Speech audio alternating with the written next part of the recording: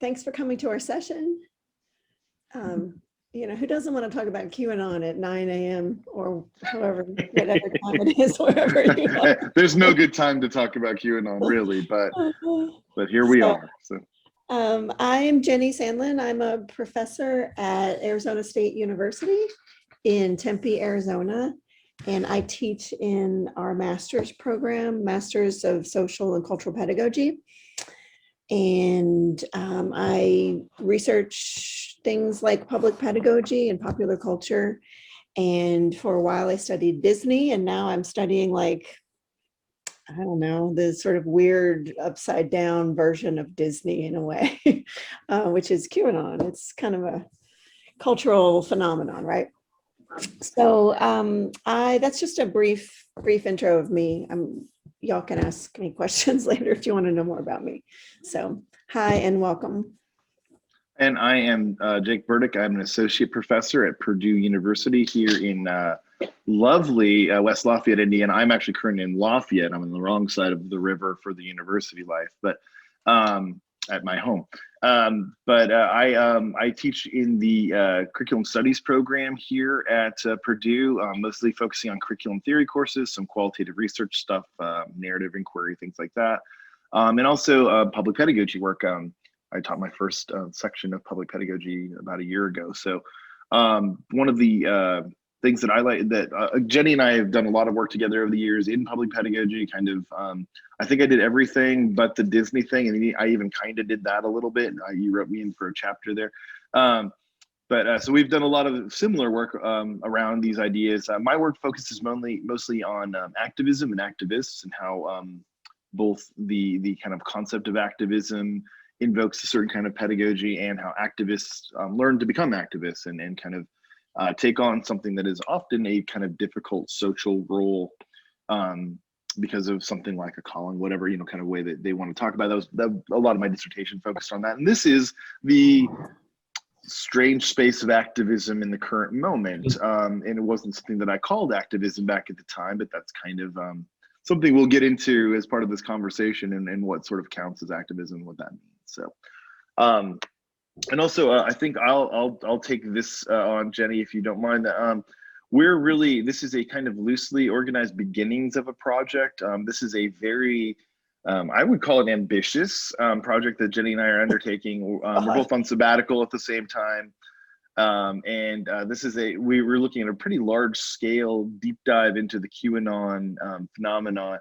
And this is really our first kind of presentation about it. And so we have a ton of information, a ton of things to say, but we don't have them, structured so much as a super tight paper or something like that. So this will be really conversational, and audience participation is both encouraged and allowed. Hopefully, if you have any questions, feel free to stop us midstream, or just kind of step in there. Zoom makes it awkward no matter what. So if you feel like you're being awkward, that's just Zoom, and we get it. So just please feel free to jump on in. So Jenny, if you want to set up anything else, that'd be. Yeah, just it's cool. Zoom is cool because right now we've got people from all over the world, and QAnon is a global phenomenon. So it would be really interesting if folks from wherever you're situated have any kind of experience with or knowledge of what's happening with Q in your corner of the world. I think that would be really interesting to hear some comparative perspectives too, since we do have folks from all over. All right. Thank you. And just we'll sort of kick it off with, and I got to make sure my slides work, and they don't want to yet, but I have to do this. There we go. With a little history of kind of really conspiracy in general, because QAnon is what we call an omnibus conspiracy theory at this point, in which it kind of welcomes all other conspiracy theories into its fold. But some of the tenets that really propel QAnon have been around for quite a long time. And the first one, in this little, I'll get to this little relief that I've got here kind of on the side here, but it comes from this history of a concept called blood libel, which is an anti-Semitic sort of conspiracy theory that's existed since at least the 12th century. There are kind of the origins of it at that point in time in Europe. And the belief was sort of that, the conspiratorial belief was sort of that Jewish people eat babies, or drink their blood, or do these different kinds of things. And this fresco is from, I believe, again, this is where the historian part of me falls short.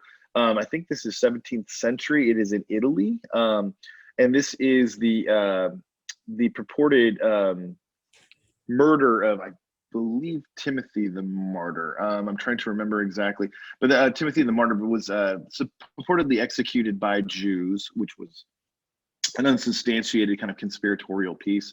And this fresco is just kind of this anti-Semitic piece of artwork is just kind of on display and just really woven into the fabric of a lot of kind of church life from these prior scenarios. Even so much so that I think a really great line. There's a conspiracy theory handbook that Jenny and I are working through right now, and it's relatively new, and we got very excited to find it. And one of the things that they talk about is the idea of history and conspiracy theory so intimately kind of connected that history often was kind of the field of history was often sort of different conspiracies pitting themselves against each other. So there wasn't an idea of conspiracy theory until really the 20th century. And it's just history was a sequence of conspiracies that kind of fought against one another and kind of amalgamated, morphed, did different sorts of things throughout the year. But we get to around, 1940 and things like that, especially with the rise of Nazi propaganda, bringing blood libel right back in. There's a conspiratorial kind of mysticism, Nazi piece of propaganda called Elders of Zion. I can't remember the first half of the name, but it's the Elders of Zion text, in which blood libel is kind of mentioned in it. And a lot of the kind of language in there, both in the anti-Semitic front and this idea of blood libel as the consumption of children, is pretty much copy and pasted into a lot of the QAnon literature today, honestly. And some of the things that the QAnon folks believe has its origins as far back as this, this anti-Semitism that has kind of plagued Europe for, thousands of years. So it's a really kind of an interesting kind of new phenomenon that has nothing new about it whatsoever in a lot of different kinds of ways. And so, European and Middle Eastern, we were also reading that this anti-Semitic blood libel conspiracy theories were propagated throughout the Middle East as well. So it's not just Europe. It's these sorts of Jewish blood libel conspiracies have been sort of circulating across the globe for centuries. Mm-hmm. And so in the early part of the 20th century, Karl Popper would name the term conspiracy theories.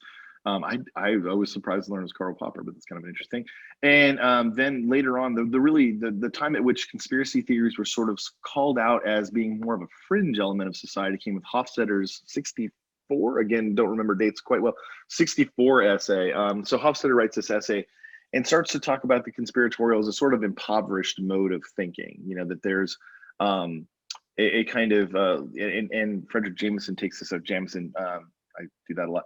He takes it up later, kind of saying that it is a poor cognitive mapping. So the idea of conspiratorial thinking as a fringe set of beliefs, as a populist sort of construct that has a kind of naive view of how power actually operates. All this sort of comes from those essays, and that gets us sort of to the somewhat contemporary vibe of conspiracy thinking, in that it seems, within the JFK stuff, all the Martin Luther King pieces, UFOs, crypto creatures, all the different kinds of things that get wrapped up into conspiracy theory throughout most of academic history and kind of popular history. It's seen as fringy. It's seen as a kind of lesser mode of thinking. So sorry, Jen, I don't need to go in if you have some. Oh, okay, sorry. It's seen as a kind of lesser mode of thinking and an inability to really understand political economies and things like that, until we get to some fairly recent times in which, I'll flip the slide here. Basically in 2016, I'll start a little earlier than that, because in 2000, and obviously the World Trade Center spawned a lot of conspiracy theories, and the film Loose Change, and then some of the conspiracy theories around Obama's birth become slightly more mainstreamed, right? That there's sort of a understanding that maybe we, or a belief that among certain political ideologies that maybe we don't know everything about Obama, maybe we don't know everything about what happened to the World Trade Center. Loose Change kind of solidifies this with at least a pretty decent production value. I actually wrote a paper on Loose Change in 2008. And that was kind of the beginning of my work with conspiracy theories and really thinking them through, even though I've been very attracted to them my whole life. And if we have time later on, I have personal anecdotes of conspiratorial things happening to me, but that are really fun. I think they're fun, but they gain some credibility and some traction, and there becomes this really interesting kind of dovetailing of this, what we're calling now post-truth moment, where there's a distrust of science, a distrust of different kinds of authority figures, and these rising beliefs in different kinds of conspiracies around government agencies and things like that. So this takes us to 2016. There's a lot more in there that I could fill in, but this could be hours and hours long to talk. Well, Please just go ahead, for Jen. just a second. So like Jake was saying, some of the early research or theorizing, I guess, around conspiracy theories, sort of starting from in the 60s. So the Hofstadter piece was really important in 1964 and 1965. He was a political scientist. He wrote a piece called The Paranoid Style, what is it called? Politics. Paranoid Style in American Politics. Yep. And again, like Jake was saying, he's really focusing on how there's something wrong with people who think about conspiracy theory, or who believe in conspiracy theories. He says they're on the fringe. They are, he sort of blames them. They have weak psyches, or they have psychological problems, et cetera, et cetera. So it was very clear in that early work that conspiracy theories were seen as less than and problematic, and that there was something sort of psychologically wrong with someone. And so as Jake was saying, like that attitude shifted, and there are these Fenster, Knight, and Melly are these very early, like, contemporary conspiracy theorists that started publishing in 1999 and 2000. And since then, in sort of fields like cultural studies, conspiracy theory has really been studied and taken up as phenomenon that isn't just like by people who have psychological problems, but it's really taken up sociologically in terms of researchers trying to understand why people are attracted to conspiracy theories, and seeing conspiracy theories as a way for people who are dealing with an unstable society, because there's all this social change happening. There's loss of employment and all kinds of like social issues that are happening. And so conspiracy theory started to be seen by sociologists and cultural studies folks as something that is almost is productive, it's creative, it can be a way for people to actually be dealing with this very changing, unstable society that they're living in. So it was a shift from the political scientists and psychologists who really saw conspiracy theorists as psychologically flawed, to looking at kind of asking different questions. What's happening in society that would make conspiracy theory so much more popular now? And what is it that people gain from believing in conspiracy theories or turning to conspiracy theories? And in some ways, like how are conspiracy theories almost not getting it completely right, but sort of tapping into trying to make sense of this really unstable world. So it's a real shift. And I think that newer shift is kind of where Jake and I are trying to place our research as well. Not to celebrate conspiracy theory, but to really understand the place it holds in today's society, and understand what people obviously get something out of participating in conspiracy theories. And so I think we can't really understand society or understand any of this without understanding those motivations and what sort of the productive capacities of conspiracy theories.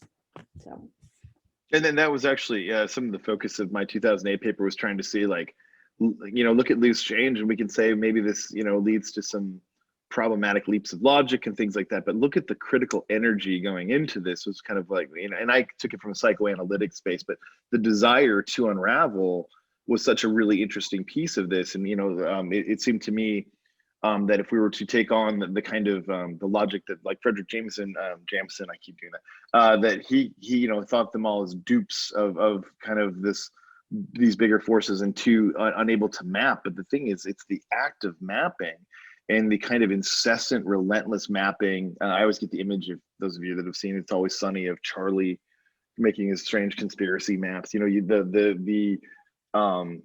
The strings tied onto tacks and things like that. There's that energy to it of making connections, of fostering some kind of synthetic kind of learning that's really been interesting to me, since that kind of paper. And we kind of dropped it off. The Trump thing happened, and it escalated to this new level, though. So 2016, is it okay if I move to Pizzagate, Jenny? Oh, I don't want to. please. I'm sorry, I don't want to like run over you. No, that's perfect. But so 2016, 2015, 2016, we have Pizzagate, which happens in the midst of the election, and is used as a sort of means of discrediting Hillary Clinton to an incredible way. The gist, and it's far too complex to go into all of it, the gist is a sequence of emails were leaked from Clinton, some of her top aides, things like that. And they were interpreted as having something to do with a certain pizza shop called the Comet Ping Pong, I believe is the name of it. The Comet, I always wanted to call it the Comet Bebop, but I think it's Comet Ping Pong. The Comet Ping Pong pizza shop in Washington, D.C. as being a front for a child trafficking kind of instance. And so that's why it becomes Pizzagate. And things like CP or cheese pizza also stands for child pornography. And there's this kind of very difficult to follow, often sort of symbology in which these people lift out of the conspiracists lift out of these emails to have this significance towards child pornography, sex trafficking. And this leads us back into this idea of blood libel via a belief that Hillary Clinton is part of a cabal that contains lots of prominent Jewish entrepreneurs and Hollywood elites. George Soros is frequently named, so lots of philanthropy type folks. This sort of larger cabal of elites that consume adrenochrome, which is a naturally occurring chemical in the brain, from these children to stay young. And that's the kind of core belief of Pizzagate. Pizzagate is in my impression, fairly debunked, and it kind of recedes into the background, but it starts a really, really interesting spark of this idea of this child sex trafficking cabal within the kind of minds of the internet, at least at this point. And so you have these fringy websites, well, not even websites, these fringy sort of image boards like 4chan, 8kun, all these picking this up, and it becomes a bit of what they call a LARP, which is a live action role play. So what that means is different members will pretend to be an agent from the Secret Service or an agent from the CIA or something like that, tracking down this and suggesting that this cabal exists. And it's mostly a game until the birth of this thing called Q. And Q comes first to 4chan, I believe, and then moves to 8chan and then to 8kun is the path I think this happens. But that's very technical. We won't get into all that stuff. Anyways, Q is purportedly a Q level clearance member of the military intelligence complex. Notably that Q is not a level within the military intelligence complex. It is a level within technology. So there's already some problems with Q's identity. And Q begins to post in 2016 about this idea of child pornography and about how Donald Trump, and I'm condensing a lot of time into, there's many of these posts for a while that don't gain a ton of attention, but gradually they start to gain traction about how there is this cabal of pedophilic elites, that there is this sort of secret thread running through the government, and that Donald Trump, and this may seem strange to you if you've paid attention to Donald Trump throughout his life, but Donald Trump is going to be the sort of savior that will unseal all of these indictments that exist against all these different people, and will unleash what Q calls the storm, which is going to be the ultimate draining of the swamp, the complete destruction of this kind of pedophilic elite, and almost like a Marxian end of history. It kind of sounds like that history is going to start over again. It's going to be a much better world to live in. that all of the ills of the world are to be blamed on these elites and the sort of machinations of power that they create, all to keep their cabal running. So within Pizzagate, all of this kind of foments and becomes this beginnings of what QAnon is, and QAnon becomes a group of conspiracists that basically wait for every single one of these posts from Q, and they're authenticated via a trip code, which is a little special number that goes next to your name that says this is the same person posting, at least over and over again. And so when Q posts, all of these conspiracists come together and try to start making meaning of that entire post and what they call baking bread. And they say it's baking bread from crumbs. You know, Q gives us crumbs and we bake bread from it, which is a strange metaphor since that's not at all how bread is made. But something brought up by a podcaster that I kind of love. So we get to kind of this interesting moment of this year and things like that. So Jenny, I'm gonna make sure I'm not over talking you. No, this year, I mean, you do this so well, so I'm going to just let you keep doing that. But one of the things I wanted to say was that in Pizzagate, so Pizzagate and the 8chan, 4chan, the internet forums, and these places where folks were doing this kind of LARPing.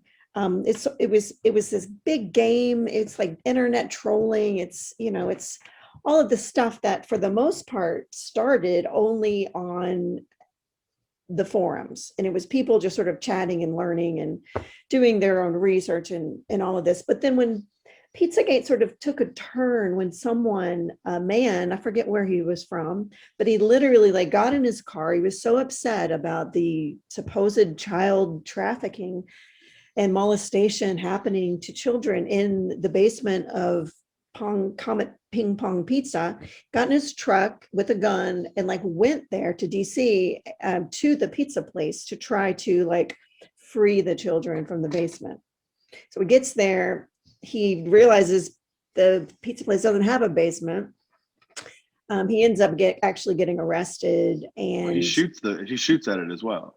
He shoots at it. No one gets hurt. He shoots at it. He gets arrested. And so this was, I think, the first moment within QAnon or Pizzagate, the precursor to QAnon, where internet life moved into quote unquote real life and brought about violence. So, and this has just been a trend ever since that moment in Pizzagate with the man who went to Comet Ping Pong to, free the children. This has grown, these kinds of incidents of violence spurred on by the teachings of Q and the sort of the research that people do around Q. There's been many, many, many more instances of people taking Q out into the real world, and there's been a lot of violence. So people have been killed, people have been kidnapped, like their children, they've kidnapped their own children. There's just incident after incident, and of course, we'll get to this in a minute, but the January 6th insurrection at the Capitol was very much grounded in QAnon and its philosophies. So just wanted to sort of put that out there, that this started and could have maybe remained on the internet and could have been way less sort of scary or harmful or a threat to our democracy. But it didn't stay there. It moved into the real world, and real people started getting hurt. And so that kind of brings us to the last few years of the Trump administration and into the election in 1/6. And so pieces of this that we want to kind of talk about is like Q. One thing Q does is it's very media heavy, media focused. So they pick up a lot of slogans and things like that from films and whatnot. So if you'll see, I have a little hashtag. The hashtag, and then what that stands for is where we go one, we go all. That's actually from the film White Squall, oddly enough. And they use that as a sort of rallying cry. There's even, if you go to iTunes and search where we go, we go all, there is a kind of rocky singer who does a lot of Q-based songs, and it has a song that's got the drum beat, the bom bom, we go all, and it's a lot to handle on any kind of listen. But so they pick up a lot of different media kind of tropes. One of them is the concept of being pilled from the Matrix.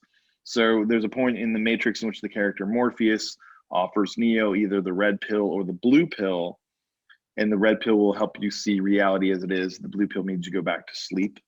And they call themselves pilled very often, or in some of the hosts of podcasts that talk about it call them pilled to the gills and things like that. So I may use that terminology because it's fun for me to use.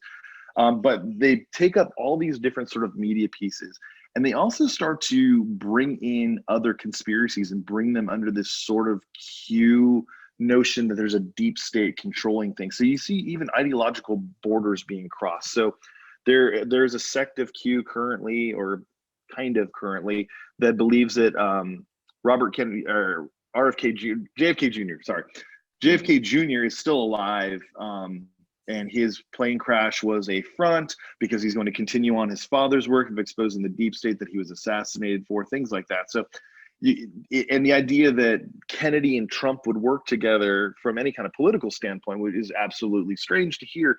But within those aegis of a deep state, this sort of Manichean good and evil struggle of a deep state versus these courageous sort of politicians that tell it like it is, or something like that, this all gets to be folded in. It folds in the idea, you know, some of the David Icke stuff is a conspiracy writer that was really interested in lizard people running the government. It folds some of those folks in. All of it under this idea that there are giant puppet masters controlling our lives, and they are doing violence to children. And that's kind of all that needs to sort of be there. It's really interesting on all the different threads of conspiracy that get drawn into this, and that Q really becomes this meeting space. And there are Q rallies in which you'll have these different factions of conspiracy theorists kind of coming together under the Q sort of, the idea of Q as this sort of liberator of the knowledge, you know, bringing the knowledge to the masses and things like that. So Q grows. It begins to become more and more of a mainstream kind of idea. Trump is asked about Q on multiple occasions, and he says things like, I don't know about them, but I hear they like me, so I like that. And Q takes this as nods that they're doing the right thing. They watch every single motion he makes to consider them signals. They count the number of flags that are behind him, one time finding 17, which is the number of the alphabet that Q is, and they think this is a big deal. And they keep waiting for him to say the storm is upon us and unleash these warrants for people's arrests and these indictments, things like that. And with all conspiracy theories, there's a sequence of kind of failed prophecies and letdowns. And with, as per, you know, Festinger's cognitive dissonance kind of work, you know, they keep revising the narrative to accommodate those sort of things, as people within, you know, cultish kind of behavior like conspiracy theories tend to do. And so this Trump seeds this, and it foments in different kinds of ways up until the claims of election fraud. And that's when, you know, you really see this. Oh, and I should also say that, you know, we have these incoming Congress people, Marjorie Taylor Greene, Lauren Boebert, Matt Gaetz to some extent, that are also kind of towing the Q line. Some, in Marjorie Taylor Greene's case, very directly. She comes out and says, you know, Q stuff quite often until she was elected. Then she kind of pulls back on it, I think, at the behest of some Republican leadership. I'm not sure. We can't know that kind of stuff. But there's this kind of mounting pressure that Q is becoming more and more believed. COVID hits, and Q and the anti-mask and anti-vax communities kind of dovetail.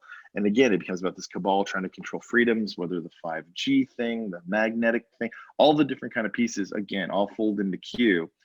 And it culminates, I would say, in this piece about the election and the idea that Pence has some power to stop this by not certifying the states. And you see at the January 6th insurrections, Q flags. The Q shaman is such a he's almost cliche now. The Q shaman, if those of you that have seen the insurrections with the man with the buffalo bison kind of helmets, and cultural appropriation, you know, a white man wearing lots of what would purportedly be indigenous kind of garb. I think it's, you know, the white person's version of indigenous garb, but still. And he's all over the place. He's all over the news, and Q becomes very, very spotlit and very, very mainstreamed at this point. At the same time, Q is infecting. I'm not sure which is the right term here because I don't want to be too negative on him, as you will see. But they kind of enter into other genres and some of the spaces. I'll let Jenny talk about this, but they invade kind of spirituality movements and pieces like that. We'll get to that in just a sec, I think. They move into basically there's kind of Save the Children rallies. They're actually Save Our Children. They got sued by the Save the Children people, or a cease and desist letter at least. There's these Save Our Children rallies that are still constantly going on across the nation. And they're seen as this sort of soft recruiting for Q, that they, you kind of reel people in this idea that child trafficking is this major international and domestic issue. And then you kind of subtly work in the cabal kinds of pieces. It's kind of been this recruiting kind of thing. Facebook, Twitter, all these social media sites become these breeding grounds of Q information, of memes, of all these different sort of pieces. And it really becomes a system of belief that in some ways is considered a political ideology, in that it's a difference of opinion rather than a conspiracy theory. In certain circles, it gains to that level of kind of saturation within public spaces that we're seeing. I saw my cousin posted the other day of some Save Our Children stuff, so I was like, okay, well, my family is now pilled a little bit here. So there's this really kind of interesting, not necessarily knowing that they're buying into this entire conspiracy just yet, and just kind of moving down that road. So, Jenny, I'll let you fill in any gaps I might have had there.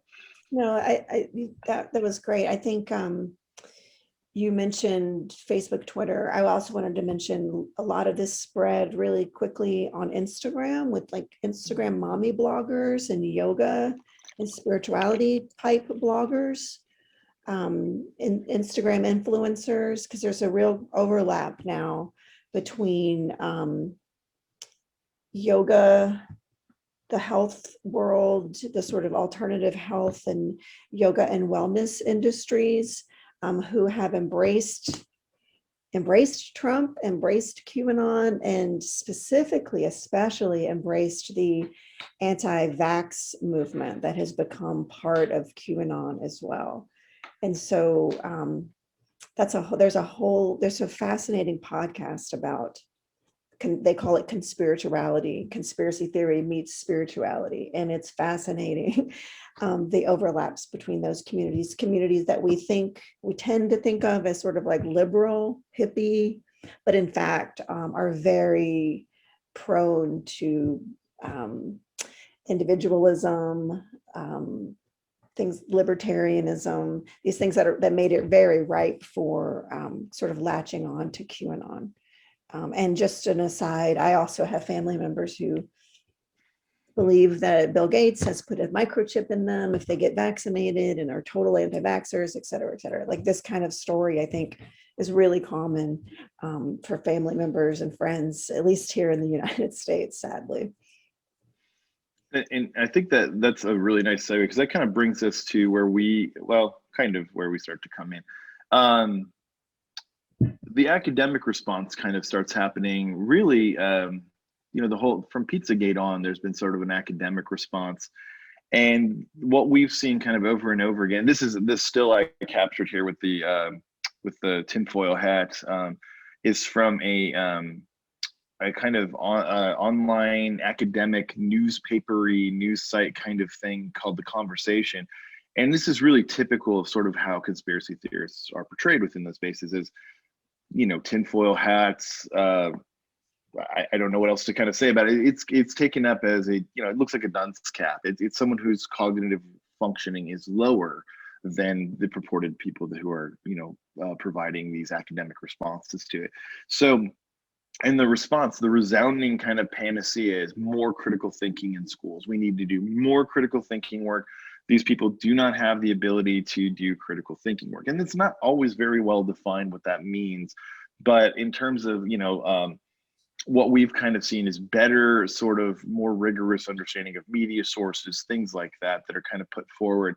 And Jenny and I start talking about this, and this is, kind of middle of the summer last year, we started really getting involved in this idea.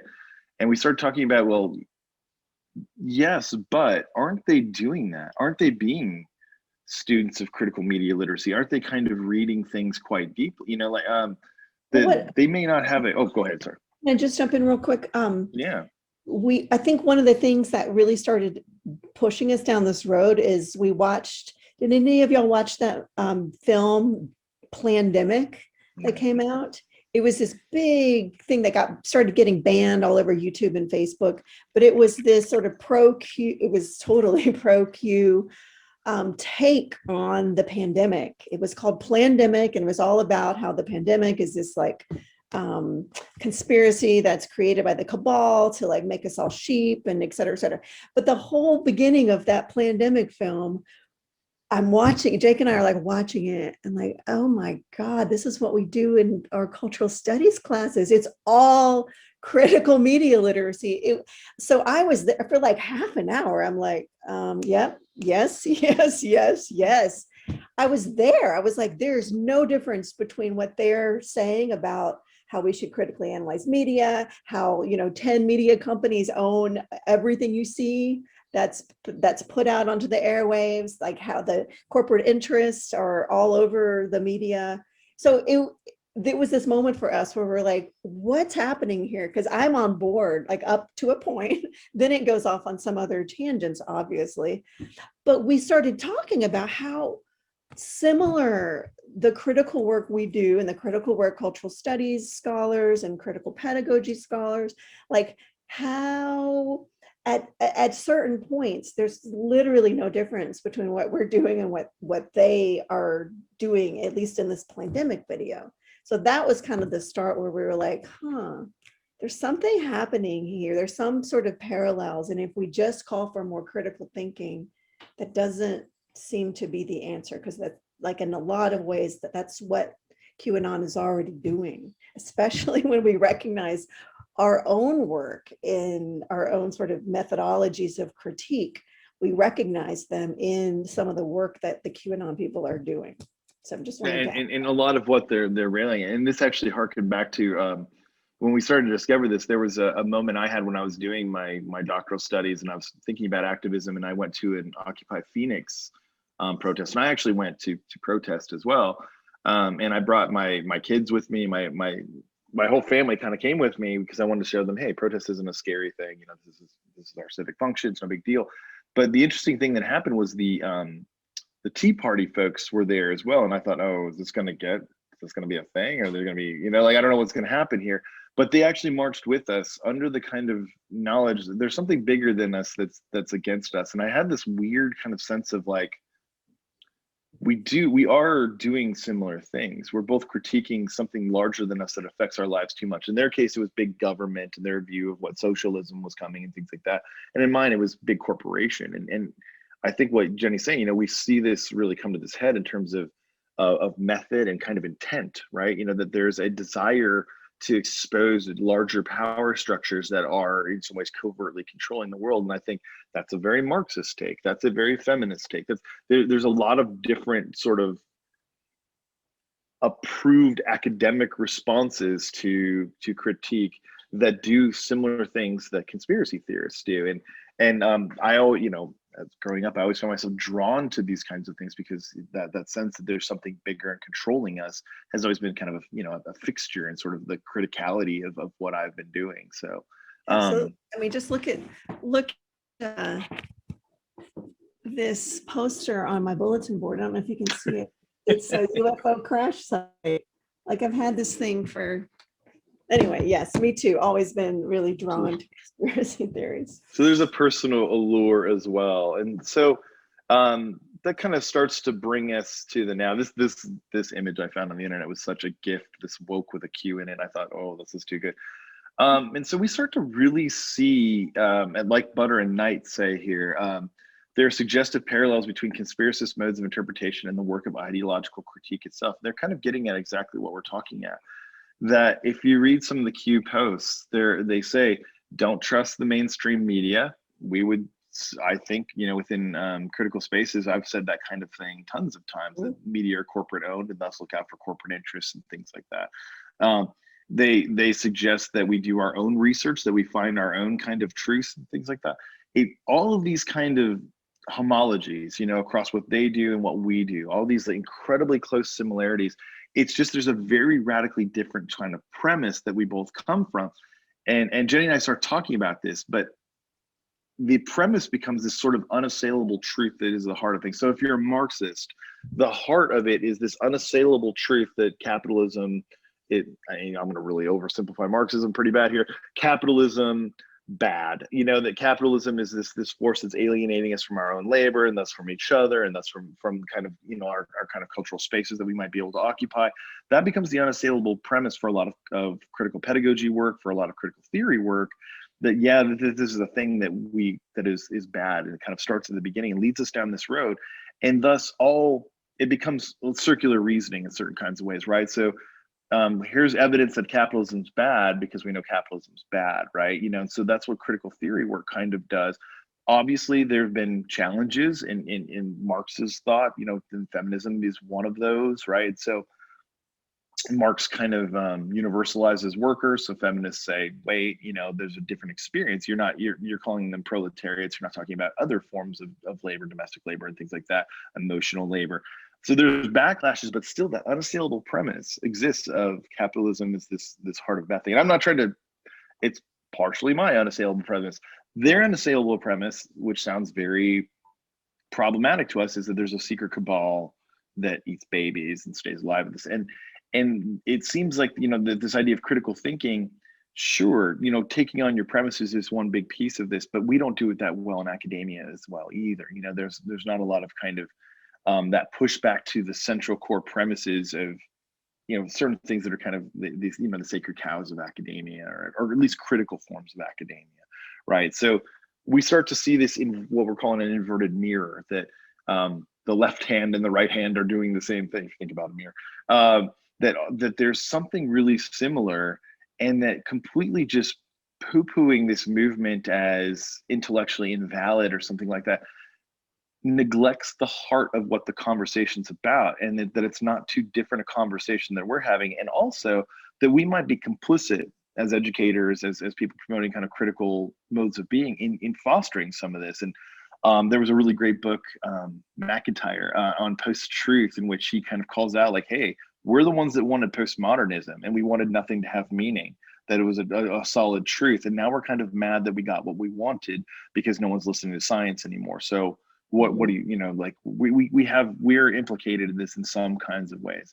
And you know, this sort of deconstructionist mode of academic critique could be in a lot of ways implicated in that regard. So okay. Yeah, and there's the idea. So we've been reading books like Eve Sedgwick, Bruno Latour. There's an early piece by Donna Haraway, folks who are really taking up this idea of like, what does it mean for academics to do critique? And is there something in that moment of critique that like, can we do something other than critique? And what does it mean to do academic critique? What does it look like to do something different that might be more productive? So Sedgwick talks a lot about this idea of demystification. Actually, Ricoeur uses that term. It talks about quote unquote convergent procedures of demystification. And so the whole sort of method that we're using in social sciences, and I would say in education, critical pedagogy, Marxism, feminism, queer studies, a lot of this focuses on the idea of demystification, which is exactly what QAnon focuses on. They are demystifying things and exposing. So the metaphor of exposure, exposing truth, which is exactly what we are doing. So Sedgwick talks about how Nietzsche does this through his genealogy of morals. Freud does this through the theory of ideals and illusions. Marx does this through the theory of ideology. So the whole point of this kind of academic critique is to demystify. And Sedgwick asks, and I think the other folks who are doing this sort of post-critique work, what do we lose when all we're doing is critiquing? And also what we would ask is, what does it mean when our methods of research are the same exact methods that QAnon is using? And is there something that we can learn there to do something different? Because we are exposing, they are exposing. We're all sort of demystifying to get to some ultimate truth. And so Jake just said, like, our truths might be different, but is there something we could be doing differently?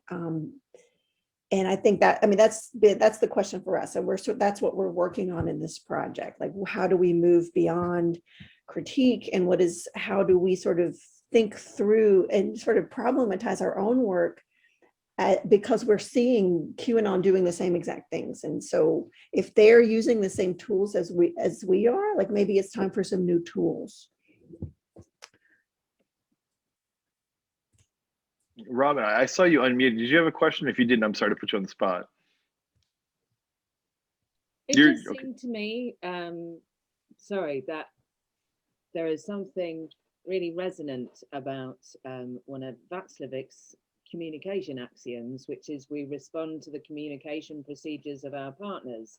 So, and then we're just, I wonder whether this is a helpful communication loop where, you know, and you talk about like the conversation, but it's not a coherent conversation. It's not a conversation. It seems like it's firing like untruths and fantasies off. That's not a conversation.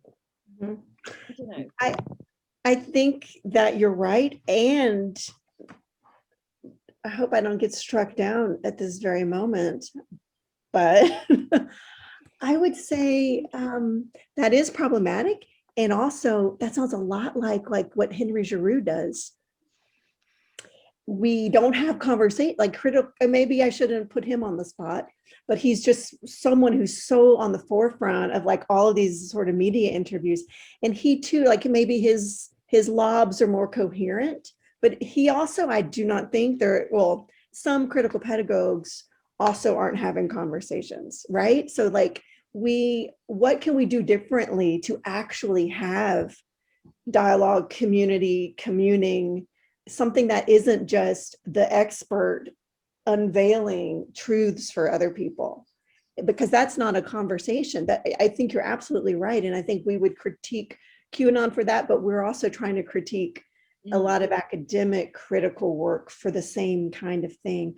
The coherence might be better in those kinds of unveilings, but it's still this kind of, I'm the expert, I have the truth, and you are operating under false consciousness, so I'm going to lift the veil for you. And it's still kind of a one-way, it's one way, it's not a dialogue like we're talking about. Mm-hmm.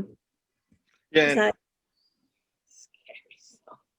Yeah, and to that, even scarier, perhaps, Rob, to your point, there's also something to be said for Q as a discourse community in which the meanings that they have and what you and I are clearly seeing as incoherent, like, you know, just as a stacking things together on the thinnest of premises, they have so much of a symbolic kind of network going on that all of this, that this meaning becomes laden with the other meanings that are made. So these things become significant because of the weight of other insignificant things that have been kind of compiled together. So it's almost like talking to people that play that play a game you know nothing about, and they'll have these jargons and terms and things like that. It took us a while. We had to listen to a lot of podcasts to even know what was going on at times. But to really understand this, and a lot of the Q folks talk about one of the greatest assets of Q is the community and the friendships you gain within these other Q folks. And so they develop this symbol network that only means something internally, but that becomes like, you're in the know. You're one of the ones that gets it, sort of piece. So it becomes a self-evident thing. Absolutely. Go ahead. I'm going to break moderator rules for a minute too. It's not just playing a game; it's playing Calvin Ball. Mm-hmm. It's beyond just playing a game you don't know. Calvin Ball is a cartoon, like a comic strip game, where the characters play of the minute in the minute and make the rules up literally as an event happens. The rule changes. Well, to get back to Jake's point about how this is coherent and community for the folks in QAnon, there's a brand new book. I don't know how academics publish things so quickly, but two academics who study terrorism and like hate groups have just published a book. They're Bloom and Moskalenko. And it's a book called Pastels and Pedophiles, I think. But they talk a lot about this issue of how folks who enter QAnon often have had some sort of stress and trauma in their lives, either some personal issues or dealing with sort of like the changes in society that have like broken them to their core and have sort of shattered their worldviews, and they're looking for a new community. So they talk about how facts don't necessarily matter anymore, and they move into what they call communal fictions. So here's a quote from them. They say, "The facts of individual experiences that kept us rooted to our private fears and anger are replaced by communal fiction. Fanning the flames of strong emotions, lies can validate painful individual experiences and build a community around a shared emotional truth." And that is, in an emotional truth or a tenet lies beneath every lie of QAnon. So they are really talking about how, like, why people join and why people stay and why people might truly, how people could come to believe these things that you, on the surface, are like, doesn't make any sense. Like, that is so clearly not true. Like, no one's drinking the blood of children. But because these communal fictions tap into, help people feel like they're part of a community, that's why people join, because it helps that sort of sense of, we're not alone anymore, like we're struggling with all of these things, but we can sort of all embrace this communal fiction that helps us with these emotional truths. And I don't know, so they have like these 4 examples of these emotional truths. They call them true lies. They sort of like, they start out with a truth, but they turn into these emotional fictions that keep people in QAnon. And so I can talk real quickly. I can go through those 4 if you think that would help. I don't, just, yes, no. So I'll just go through them. They talk about disgust with the government and Hollywood elites. So that's a truth, right? Like, there are bad things that people in government and Hollywood did, and that's the starting point. So political elites lost their moral authority and their credibility. That's true. But then it moves into things like Pizzagate and believing in the secret cabal of Hollywood pedophiles. And then the second one is distrust in science, right? So there's changing advice about childcare or the kind of foods one should eat. There's healthcare, all kinds of changing information about, like, who can you trust, what should you be doing? And these authors talk specifically about medical misogyny. So they say, when science made women feel dumb, QAnon makes them feel clever for connecting all these dots. And so this leads to things like vaccine skepticism and the other sort of anti-science stuff that the QAnon crowd does. The third one they talk about is religion's moral failures. So the Catholic clergy scandal of the 1980s, there's been abuse in Jewish, Buddhist, Protestant, and yoga communities. This has led QAnon believers to see Trump, like, QAnon is kind of their new religion, and Trump has become like their savior. And then the fourth one is around shifting gender roles. So for women who value traditional gender roles, shifting gender roles rattle their worldviews, expanding definitions of gender and marriage, injure their self-identity if they have built their identity around being a wife and a mother. If their identity is to become like the sweet homemaker, people like AOC threaten their beliefs that women should never challenge authority, et cetera, et cetera. And so QAnon takes this into believing that QAnon takes these fears around sort of changing gender roles and restores their shattered worldview. So then Trump is seen as this ultimate masculine hero, that they can be seen as like feminine again, and Trump will come and like rescue all of the children that are being abused by pedophiles, and he can make America great again, et cetera. So the point of this kind of analysis, and it kind of fits with what we are trying to do too, is looking at how,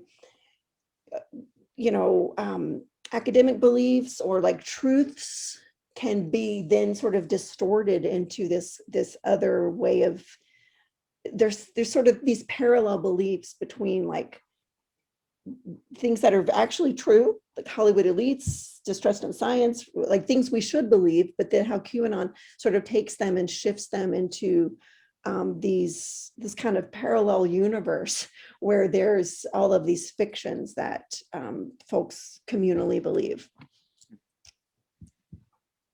That segues. I'm going to move forward. That gets us really into you're segueing us very well. It's almost as if we knew what was coming.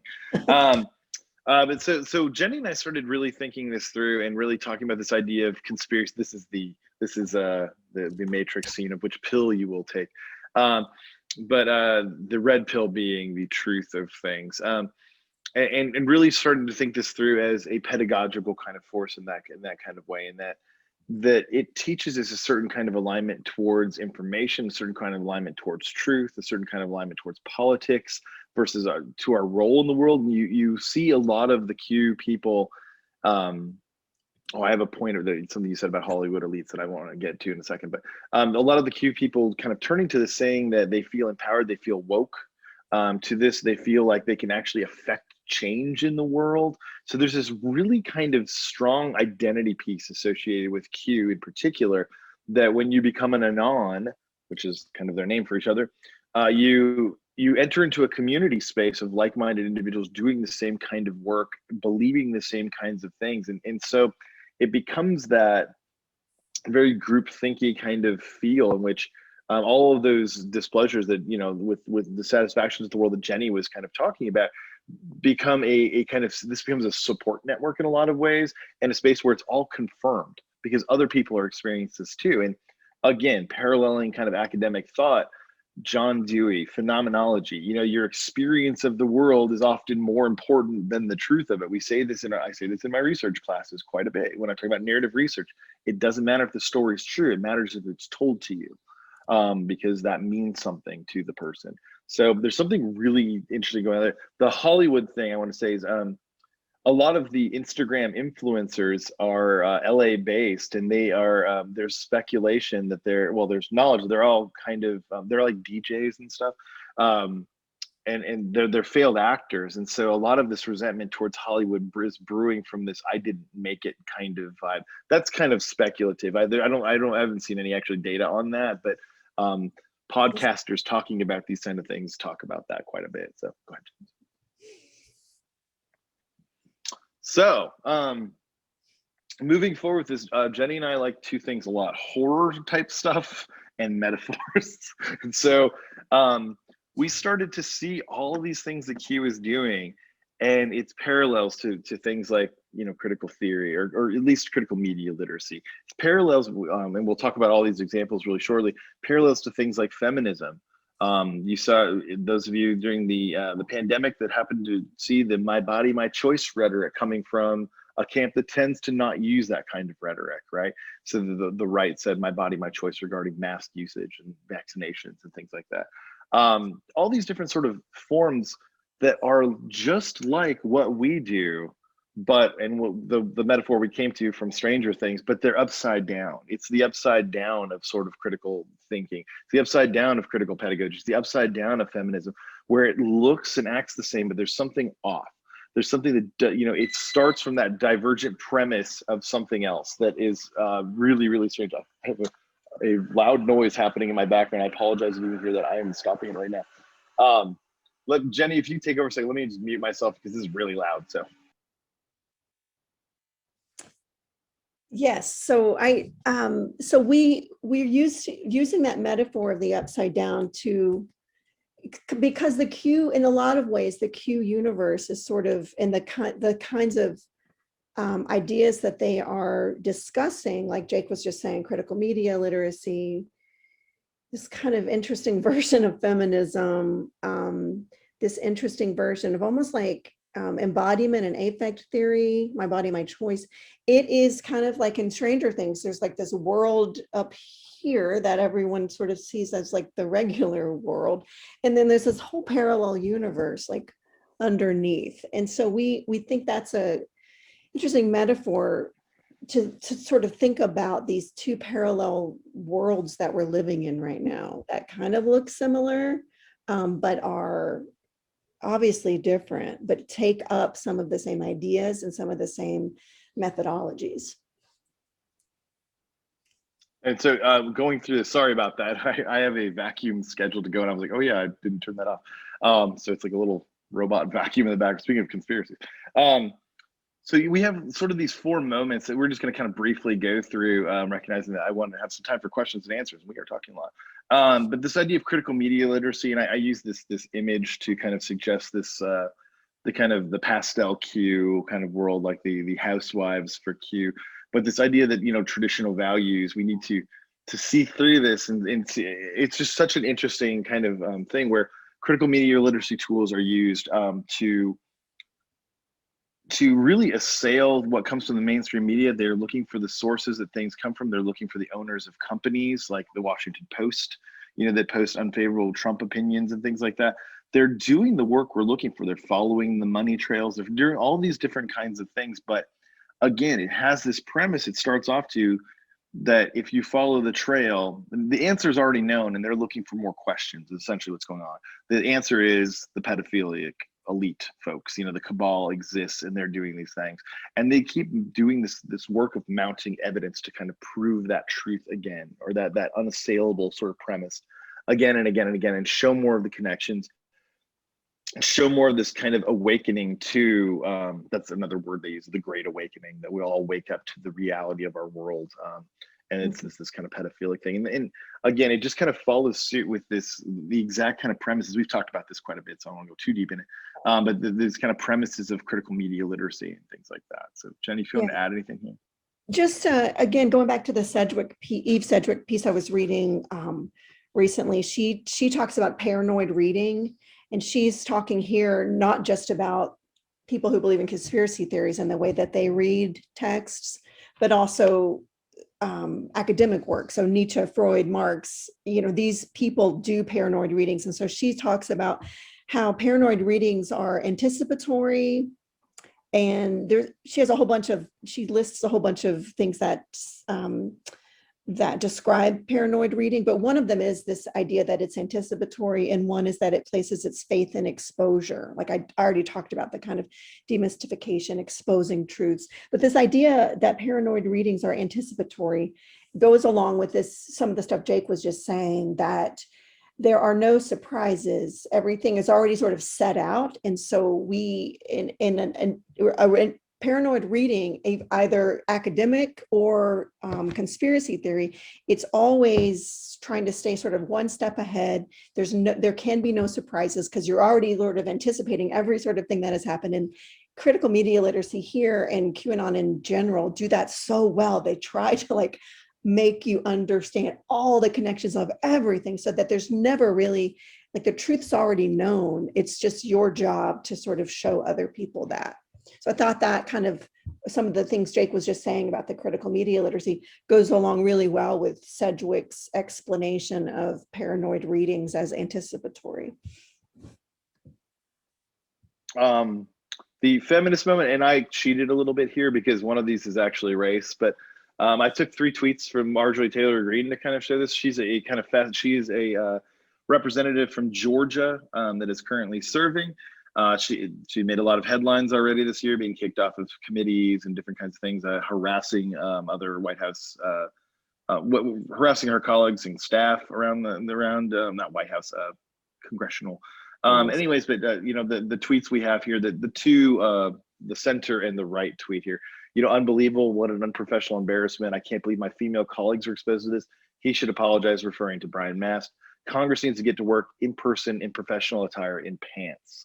So there's a feminist kind of idea here, you know, that well, I'll read the second one actually before I go. Laurel Hubbard should be kicked out of the Olympics. This is, you know, sort of a transphobic, obviously, piece here. Real women train their entire lives to compete in the Olympics. Their opportunities should not be stolen by a man with an identity crisis in need of attention. Where are women's rights activists?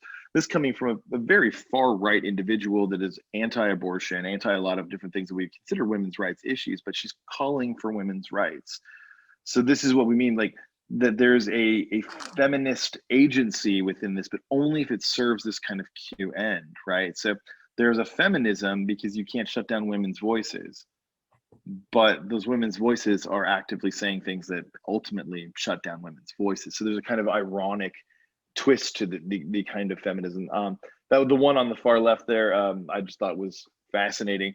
Our children are not born racist. They're growing an impressionable mind, should never be taught that another person's skin color automatically makes them racist. We are one nation under God, let us always be indivisible together, hashtag America First. America First being what the KKK used to rally multiple times, over the years. America First was kind of a rallying cry. So embedded in this anti-racist message is a piece of KKK iconography. That's the upside down of critical race or something like that. The upside down of this is it feels exactly like, in some ways, anti-racist work. It feels, the messaging suggests feminist work, but then it ultimately ends up in this kind of strange space where it's ultimately it's ultimately racist and ultimately patriarchal in these really problematic ways. So do you want to say any more about the feminist piece, Jenny? I mean, I'm just kind of going through these quickly because I realize we don't have a ton of time left. So the affect and embodiment, I already kind of mentioned this. I just kind of loved this gentleman holding the sign, "My body, my choice," with a "Water is life" shirt. There's just so many things going on here to unpack if you'd like to take the time like I did the other day. Just a lot going on, but this idea that we have this sense of embodiment, in the anti-vax movement, that exactly. And this distrust of big pharma, which has been something the left has been putting out there for years, and actually partially the premise for the ideas around socialized medicine and things like that, because of the distrust of these giant pharmaceuticals. And this discourse is taken up as an embodiment discourse within the communities. Jenny was talking about the yoga communities and the different sort of alternative medicine communities. It becomes a sense of, this is my body, the government cannot do anything with it. This is this cabal of elites that are treating me just like they treat the children, that they use to stay alive and things like that. I become so for their lives. Jenny, if you want to finish that one out, or move forward. Okay. Sure here. Yes, I trust my body. Yes. And this one we will spend a moment on, because this is kind of interesting to us. So critical pedagogy takes its own kind of hit here too. On the left-hand side of the screen here, I just put some memes up that I thought were not incorrect. The left in 2011, Occupy says, "Don't trust big banks." On the left in 2013, "Don't trust big ag," with things like Monsanto. 2014, "Vaccine for all, trust the science, trust big pharma, get vaxxed." And that, in the same way, I really liked what you said, Rob, about this kind of incoherent discourse. That's what the discourse looks like on the discourse of the left looks like to the right, I would suggest. That we do kind of pick and choose. It makes sense to me. That line of reasoning makes perfect sense to me, because I've been involved in the discourse. I know what I mean when I say science and versus Monsanto, and I know what I mean about scientism and all these different kinds of things. I don't know where the big banks necessarily comes in against the vaccine thing, but that's all the fun of QAnon and the fun of these conspiratorial folks. But there's this kind of, they're not wrong here. That looks very confusing from the outside. And on the other side here, this is a quote from Henry Giroux, actually, talking about critical pedagogy. So he says, "Education, the final analysis, is really about the production of agency. What kind of narratives are we going to produce that students can understand and enlarge their perspective, not only on the world, but on their relationships to others and themselves? To begin with methods is to completely ignore probably the most fundamental questions about education: ideology, culture, power, authority. How are these things constituted? What's the basis for knowledge? In what way does it speak to a particular kind of future?" And I'm going to stop there because you can read the rest. But this could be a Q quote. This could, without the context that it's Giroux, if I just take what he's telling us to do, this is exactly what the conspiracy theorists are telling us to do, to ask about how power, ideology, and authority are constituted. That's the premise of Q. All of these things have, again, this upside down homology, that whereas, Giroux is arguing for a much more, Marxist, socialist kind of form of utopianizing, they're arguing from a rightist form of utopianizing that they believe, and we feel differently, will end in kind of similar spaces, that we end history and we become happy and finally we take control of our own lives. So there's something just so fascinating to me about reading through people like Giroux, the other kinds of quotes, and the next slide, unless you want to stick on anything here, Jenny, or can I move on? Okay. So I just kind of, I call these bitter pills. Here's three of our, within education, three of our critical kind of massive icons, right? Ira Shore, habits of thought, writing and speaking, which go beneath surface meaning, first impressions, dominant myths, official pronouncements, traditional cliches, received wisdom and mere opinions to understand the deep meaning, root causes, and social context, ideology, personal consequences of any action, event, object, process, origination, experience, text, subject matter, policy, mass media, or discourse. Ira Shore says this as the definition of critical pedagogy. I left it on its cheesy little slide too. I thought that was fun. That's no different than what the Q folks are arguing for, is doing this kind of work, thing critical work. Dewey saying education is not an affair of telling and being told, but an active and constructive process. They say do your own research, bake your own bread. That don't listen to what the elites tell you. Don't listen to what the people in power structure. Your teacher in history class was wrong. I say that kind of stuff all the time. Freire, not even Freire escapes this. Why establish an intimate connection between knowledge considered basic to any school curriculum and knowledge that is the fruit of the lived experience of these students as individuals. And if your lived experience is, experiencing radical income inequality despite the promises of the Republican politicians you vote for constantly, that might feel like something else is holding you back if you trust those individuals. The world, I tend to think a lot of this is sort of the death knells of a lot of white supremacist attitudes, and it's very scary right now, learning that the beliefs and values you were taught your entire life, albeit racist, are going away, and your church, your grandfathers, your whoever was wrong and not telling you the truth. That feels very problematic, and thus I think that this Freirean connection is being made. It's just what the available discourse of the world is so problematic that it's hard to make these kinds of connections that lead to something that assails the premise. So we fairly recently got involved in this idea of Bruno Latour, and I'm going to let Jenny talk a lot more about this because she's a little more versed than I am at this point in it. We have a little, visit to the upside down going on here, but I'll let you talk about Latour a little bit. So. Well, full disclosure, we just stumbled upon this piece recently, so we are still sort of trying to engage with it. But so Latour, and then the few people that I mentioned already. So there was a piece. So the Latour piece is from 2004.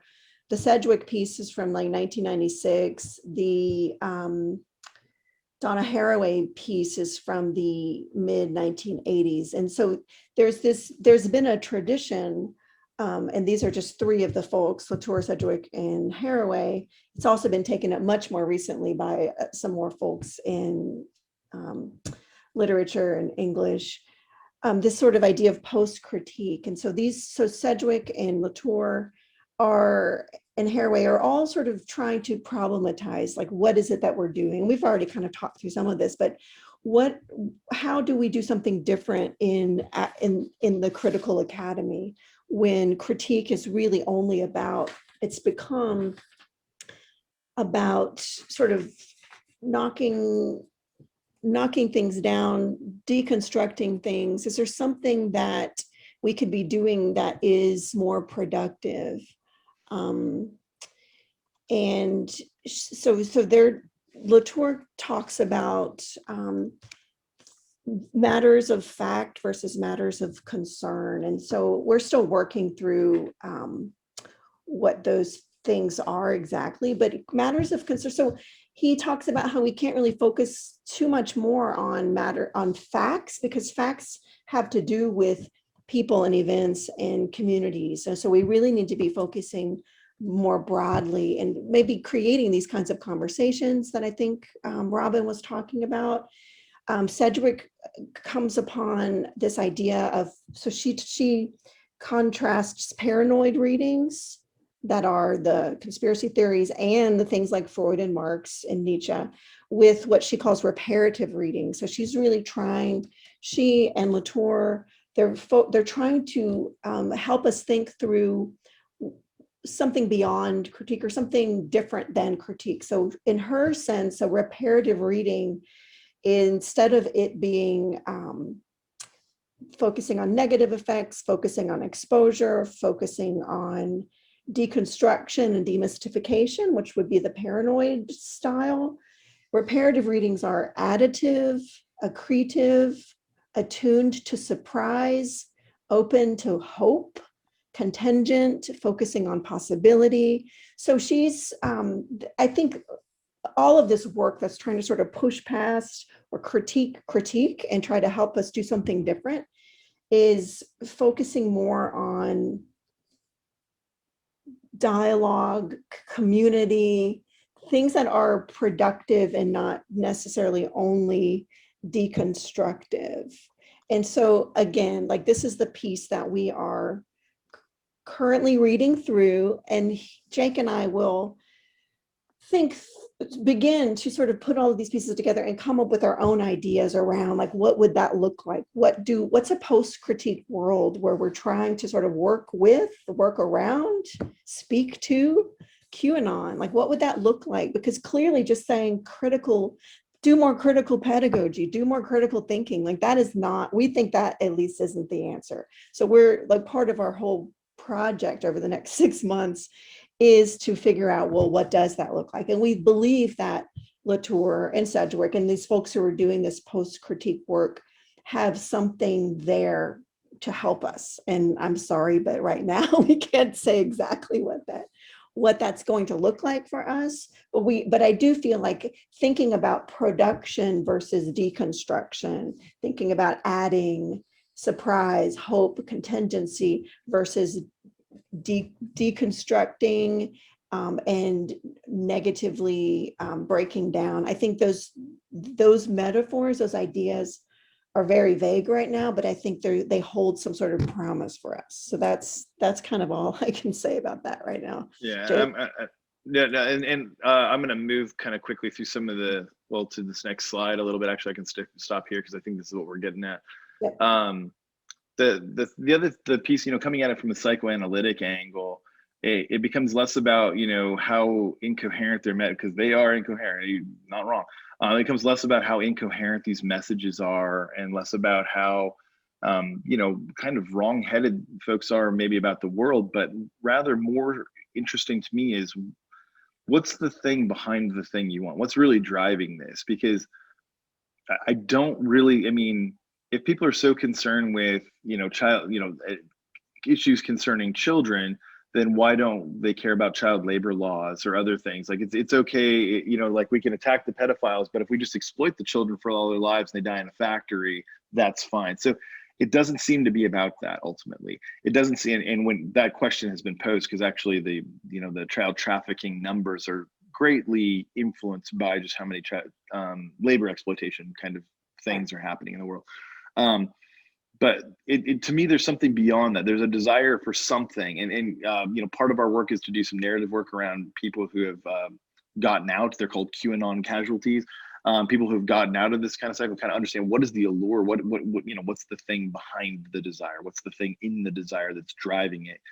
Psychoanalysis says we never want what we say we want. We always want something behind it that we can't quite see, and that drives us a little bit. So I'm interested in that kind of idea too, that there's something about meeting these individuals without the kind of dismissiveness that academia has tended to foist upon them, rather something more loving, something more honest, something more caring, and trying to really interface, because again, we're not doing anything that's necessarily different in a lot of ways in terms of our method, and that premise may be forever unassailable, but there's a different kind of conversation that we had that isn't that mode of critique. And so we put, some of these images, I put some of the, the moments where things are understandable, Epstein Island, it wasn't a conspiracy necessarily, it was, we all know it now, but there is some truth to this idea of an elite pedophilic ring because of things like Epstein. And then, the real men don't buy girls, this entire piece on saving children, there's something, at its heart, good, that people are trying to do initially, and then they get seduced into this world in which the conspiratorial pieces take up. And the two other images I have here, the Conspirituality podcast and the QAnon Anonymous podcast, both of those spaces do a really good job of trying to understand conspiracy theorists as people first, and as people that want something in the world and doing kind of work around that stuff. So we're kind of looking at those as avenues towards a different form of public intellectualism too, that maybe the mode of kind of confronting Q and this kind of rising tide of really problematic things is something else. So I'll say that much. And Jenny, anything you want to add? Or I think we are, so that's kind of where we're at. And what you're seeing there is a skeleton of what we are planning our work. All those things will be filled out much more. These are just the avenues of exploration right now. So any comments, suggestions, questions, whatever you have, I know we don't have a ton of time left, but some time left to maybe answer one or two things. So Thank you.